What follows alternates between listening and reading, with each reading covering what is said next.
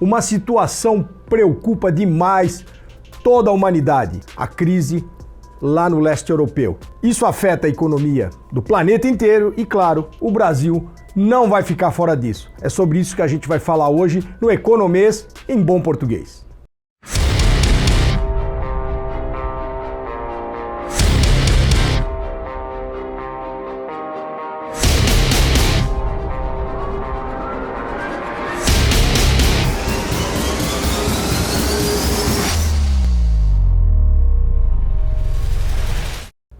É lamentável e muito triste de se ver, mas em pleno século XXI, a Rússia invadiu a Ucrânia numa investida militar de proporções que não se tinha registro desde a Segunda Guerra Mundial. E a situação já se arrasta por quase 2 semanas, levando nervosismo a quase todos os cidadãos do planeta, às empresas, aos governos e ao mercado financeiro global. Mas afinal, qual será o impacto desse conflito para a economia brasileira? O dólar, o petróleo, o pãozinho ficam mais caros? No caso do dólar, ele chegou a ser cotado abaixo de R$ 5 na semana que antecedia a invasão, e justamente por causa das tensões entre a Rússia e a Ucrânia. O motivo disso, segundo os analistas, é que muitos investidores globais que colocam seus recursos em mercados emergentes, que é o caso do Brasil e da Rússia também, estavam procurando um refúgio para seus investimentos contra riscos geopolíticos, um conflito entre 2 países, por exemplo, que é o que está acontecendo lá. E o Brasil passou a ser visto como esse local, um refúgio, um local seguro. Ou seja, muitos dos recursos que normalmente estariam sendo aplicados em títulos de países do leste europeu e do Oriente Médio também, por exemplo, acabou vindo para cá. Mas isso foi num cenário de instabilidade e com a política ainda dominando o campo da discussão. Ainda não havia guerra. Só que com a efetiva invasão da Ucrânia, com a eclosão de uma guerra, isso muda completamente. O cenário de análise fica alterado. Em momentos assim, investidores tendem a buscar ativos de máxima segurança, como títulos e ações de países desenvolvidos e o ouro, metal precioso. Em épocas assim que antecede um movimento bélico, a insegurança, o ouro é procurado. Se for analisar o que vinha acontecendo com o ouro em anos seguidos, já se percebia aí grandes formações de reserva por parte de nações e até de investidores. Daí, nessa situação, os países emergentes, quando a guerra eclode lá, em geral, eles são afetados. Isso pode explicar oscilações na cotação do dólar, que voltou a subir, né? No caso daí, mesmo com toda essa situação de vir recursos para o Brasil, com a instabilidade, o dólar voltou a subir, muito do dólar que viria para o Brasil, por exemplo, acabou indo lá para os Estados Unidos, e também há um pessimismo na Bolsa de Valores. Portanto, sim, a invasão da Ucrânia por tropas russas produz impactos econômicos aqui no Brasil e podemos sentir os efeitos do conflito em pelo menos 3 frentes. No preço dos combustíveis, que já anda aí uma complicação faz algum tempo, dos alimentos, né, um aspecto inflacionário forte, e no câmbio, cotação do real perante principalmente o dólar e o euro. Então a instabilidade no leste europeu pode não apenas impactar a inflação, como pode resultar em aumentos adicionais também nos juros, comprometendo o crescimento econômico para esse ano, ao reduzir o espaço para a melhoria dos preços e do consumo. Diante desse cenário atual, as incertezas que pairam, as dúvidas sobre a saúde da economia global aumentaram. Segundo pesquisas divulgadas no início de março, agora pela Fundação Getúlio Vargas, foi recente isso aí, no comecinho agora, né, algumas semanas atrás ali, 2 semanas, denominada Sondagem da América Latina no Brasil, os impactos deverão ser ainda mais intensos, porque o Brasil, nosso país, sofre mais com a maior exposição aos fluxos financeiros globais, que é a entrada e saída de capitais, mais do que o restante da América Latina. Tem sido assim, já que aqui o dólar sobe mais e a bolsa cai mais que na média do continente. Assim tem sido ultimamente. Né? São questões internas aqui de insegurança jurídica, questões políticas que estão em discussão e que estão fazendo com que haja esse movimento e o Brasil vem sofrendo mais com isso. Como já mencionei, a crise entre Rússia e Ucrânia pode chegar à economia brasileira por pelo menos 3 canais. De novo, preço dos combustíveis, preço dos alimentos e pelo câmbio. No caso do petróleo, né, o barril tipo Brent, que é uma modalidade lá de petróleo, certo? Que é medido, chamado Brent, bateu em 118 lá no dia 4 de março, no maior nível desde 2014. Vamos colocar a tela 1 aqui. Aqui tem uma evolução do preço do petróleo com a perspectiva futura. Né? Aqui, veja como a coisa está dinâmica, né? Foi colocado, estou colocando valores que era a expectativa, mas já se fala no barril, né, abrindo a semana agora, do dia 7 de março, semana que abriu 7 de março, o barril já batendo em $130 e com perspectiva de poder atingir até 185 dólares, já pensou? Né? A gente está discutindo aí como é que vai controlar o preço do combustível internamente. O mesmo ocorre com o gás natural, produto do qual a Rússia é a maior produtora global. Então o Brasil usa o gás natural para abastecer suas termoelétricas, né? E a alta do preço, que é dado pelo mercado internacional, como é o caso do petróleo, né? Se você olhar ali na tela 1, você vai perceber, né? Olha a perspectiva do preço, como ele vem avançando, olha o valor que estava lá em janeiro de 2021, né? O quanto que ele evoluiu e, claro, a tendência é ele dobrar de preço pela expectativa. O gás natural também ele sofre com esse preço do mercado internacional. O Brasil usa muito gás natural para acionar as termoelétricas e isso, claro, vai replicar, vai se reproduzir no preço da energia elétrica. Então, um fator ainda que pode amenizar isso aí, que nós tivemos aí a chuvas, né? A elevação dos reservatórios das usinas hidrelétricas por causa das chuvas no começo do ano. Então, isso pode, num primeiro momento, na fase inicial, porque se o conflito se prolongar muito, isso pode se estender e aí esse efeito dos reservatórios estarem cheios pode ser diminuído. O fato de termos energia hidrelétrica pode amenizar o fator termoelétrica e os preços segurarem um pouco. Em relação à gasolina e o diesel, nós temos duas situações. Como a nossa gasolina vem misturada com etanol e o litro de etanol anidro acumula queda de 24,6% desde novembro de 2021, devido à recuperação da safra da cana-de-açúcar, e isso tem ajudado a segurar a pressão da alta do preço do barril do petróleo no preço da gasolina. Quer dizer, então a gente está reclamando aí do preço, mas ele ainda tem um fator que está segurando um pouquinho, pelo menos nesse primeiro momento.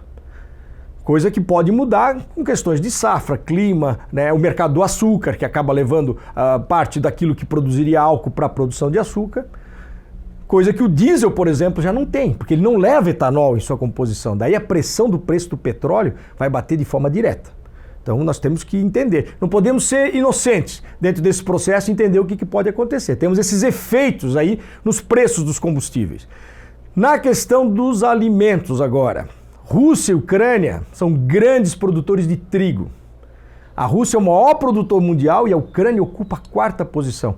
O Brasil é um grande importador de trigo e daí nem precisa dizer mais nada, né? Porque daí dá para entender qual é o efeito. Tradicionalmente, o maior fornecedor nosso é a Argentina. Mas por lá, a seca comprometeu a safra e a solução, via nossos hermanos, fica bem inviabilizada. Ou seja, não dá para pensar que vai vir da Argentina uma solução para diminuir o efeito, aí sim, da questão do trigo, né? Do fornecimento de trigo, que vem lá da Ucrânia também e da Rússia. Então, uma alta do trigo, só para ter uma ideia, né? Afeta o preço de massas, bolachas, pães e de tudo que é produto que utilize sua farinha na composição. Então é muito maior aí o efeito de que simplesmente, né, o valor da saca de trigo. Ele é um composto de diversos produtos que são consumidos, é fator de produção de alimentos mais importantes da humanidade, e aí temos aí as duas nações exatamente que são grandes produtores em crise, né, numa crise bélica, o Brasil com uma questão junto com a Argentina que não consegue suprir o fornecimento por causa de questões climáticas, e aí nós vamos ter sim impacto no preço desses produtos aí que levam na sua composição o trigo. Ah, tem mais um detalhe. Rússia e Ucrânia também são grandes produtores de milho, produto que serve para alimentação humana, sendo insumo para inúmeros produtos, né, quanto para a alimentação dos rebanhos de todas as espécies, aves, bovinos, suínos e etc. Se o preço do milho subir, o preço de muitos produtos sobe junto. Agora, misturando um pouco as coisas, né, os preços dos alimentos também são pressionados por altas no preço do petróleo e também do gás. Seja pelo encarecimento do frete, por causa do combustível mais caro, seja pela influência na produção dos fertilizantes. Por exemplo, A produção de fertilizantes nitrogenados precisa principalmente de gás natural, transformando, né, que é transformado em amônia e ureia para sua fabricação. Dos 10 produtos que o Brasil importa da Rússia, em primeiro lugar está o cloreto de potássio, que junto com amônia e ureia são componentes importantes para a produção de fertilizantes. Aqui na tela 2 aparece ali, olha só.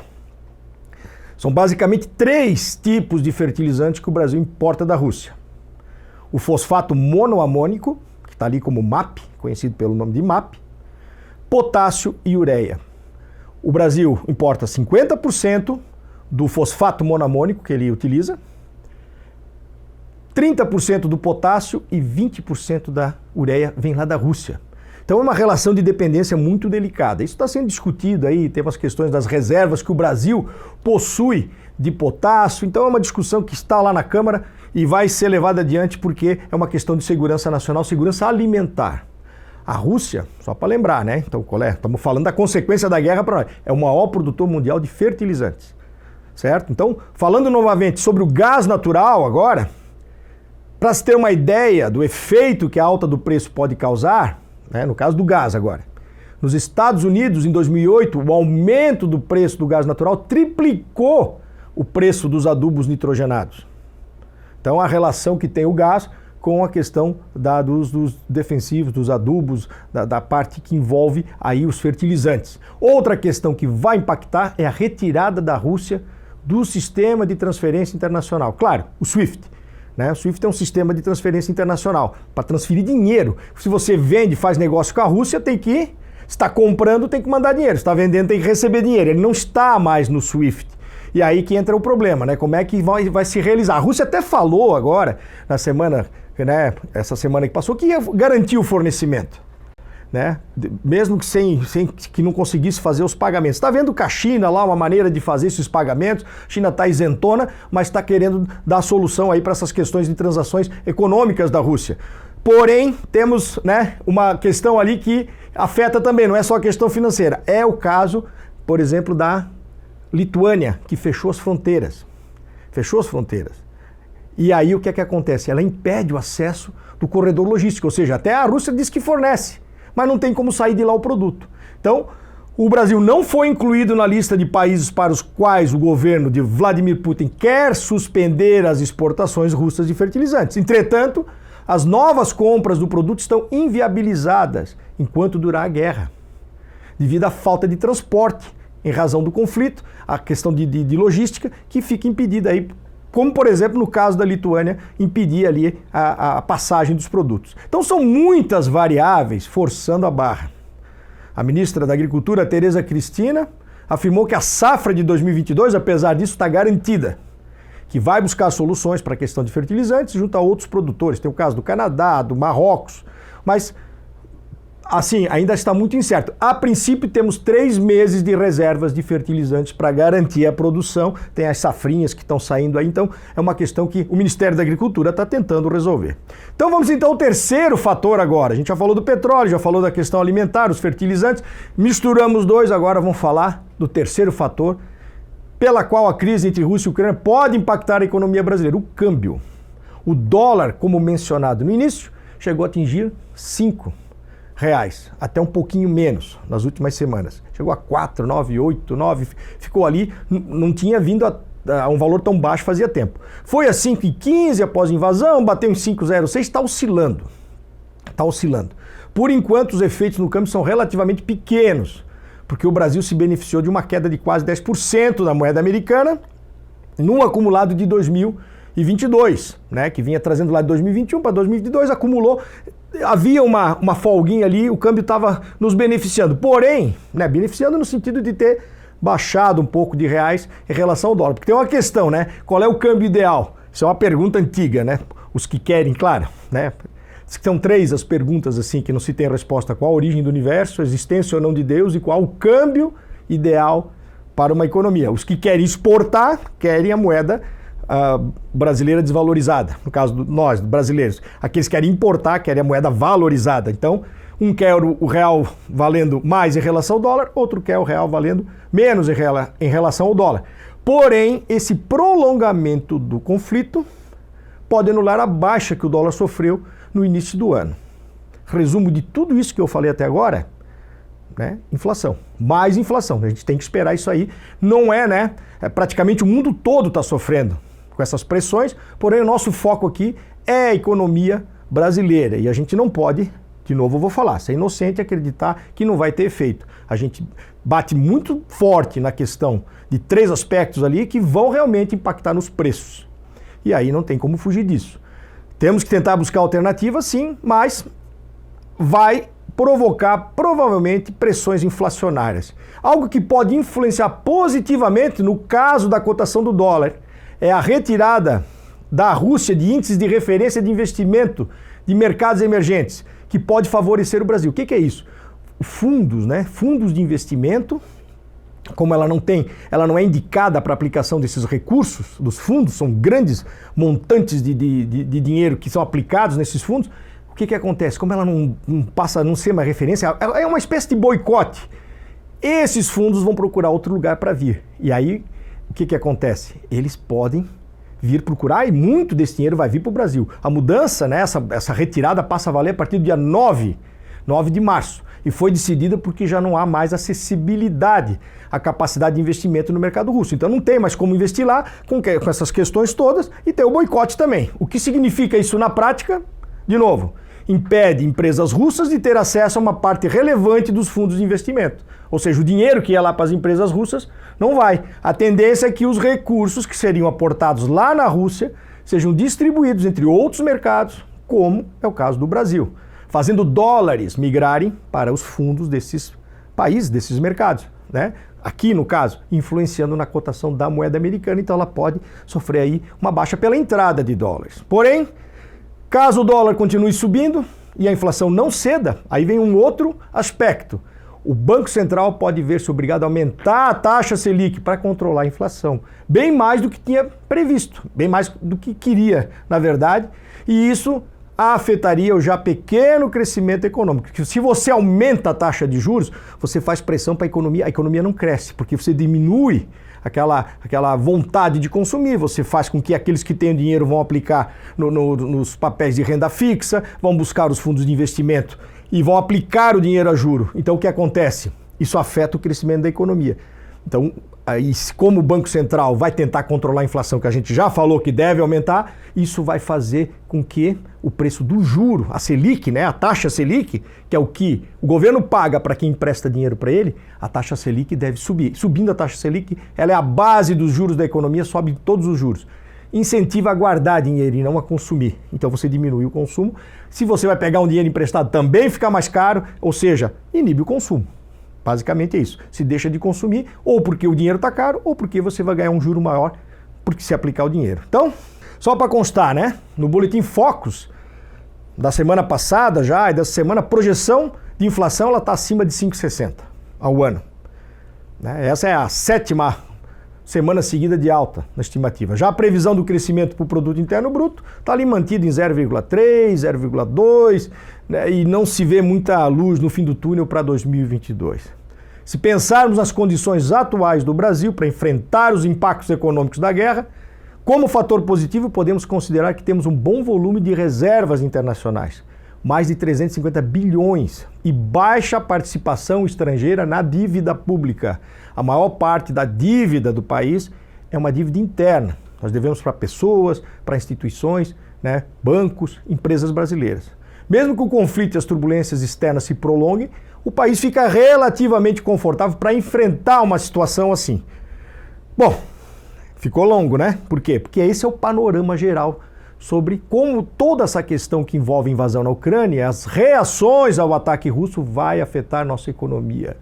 Tudo o que está acontecendo é muito dinâmico e a coisa pode mudar rapidamente. Se você ficar aí no noticiário vai ver que está tudo acontecendo. Existem questões bem complexas aí em relação à guerra, principalmente, né? Que, claro, está deixando todo mundo aí preocupado. Por isso é importante acompanhar muito de perto o que cada movimento no campo de batalha e na política internacional vai trazer de consequências para o nosso dia a dia econômico e social. E é claro, torcer para que tudo se resolva rapidamente após a paz, né? Paz relativa, né? Mas a gente vivia desde a Segunda Guerra Mundial guerras pontuais, mas o mundo nunca teve um momento de paz tão prolongado. mas que a paz relativamente volte a reinar entre aqueles povos irmãos, lá, Rússia e Ucrânia principalmente, e que a paz reine na Terra como um todo. Obrigado por nos assistir, continue acompanhando os nossos conteúdos semanais, inscreva-se em nosso canal no YouTube, clique no sinal de positivo, joinha se você gostou, siga e curta se você gostou também nossas páginas no Instagram, Facebook, LinkedIn, Spotify. Sua participação é muito importante para nos ajudar a continuar produzindo o programa. Um grande abraço e até o próximo Economês em Bom Português.